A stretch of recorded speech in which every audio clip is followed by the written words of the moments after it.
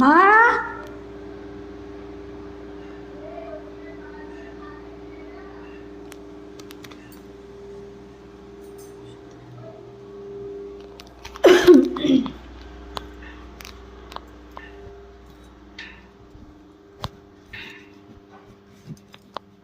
ফাঁকিবাজি মারছো?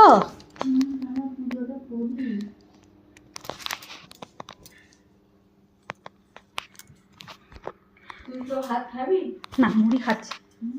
দিদা কি করছে? বসে বসে দেখছে। দিদাকে মুড়ি দিয়ে আসছে। আর ওদের ভাতগুলো কি উপরেই খাবে নাকি? হ্যাঁ, নিয়ে চলো না, ওপরেই তো আছে, সবাই মিলে খেয়ে নেবে। নিচে করিস না, খেলি আমি সব তো খেলি। খেলাম। হ্যাঁ, বাপি কি বলছে দেখো না, বলছে ফাঁকিবাজিটা কি করছে দেখে এসো তো গিয়ে। ফাঁকি থাকতে পারছে না ও। দেখে কি বলছে, আমার সামনে আমার সঙ্গে বার্তালাপ করবে না। কি বলবি বল? বলছে আমসত্ত্ব মানে একা একাই খাচ্ছে, একটু আওয়াজ করলো না, আমসত্ত্ব দিয়েছে।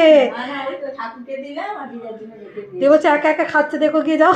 না, আমি বললাম মাঝখানে নিয়ে যে জয়িতার জন্য, বলে না জয়িতার জন্য। হ্যাঁ, আমাকে একটা এনে দিয়েছে, দিদাকেও দিয়েছি।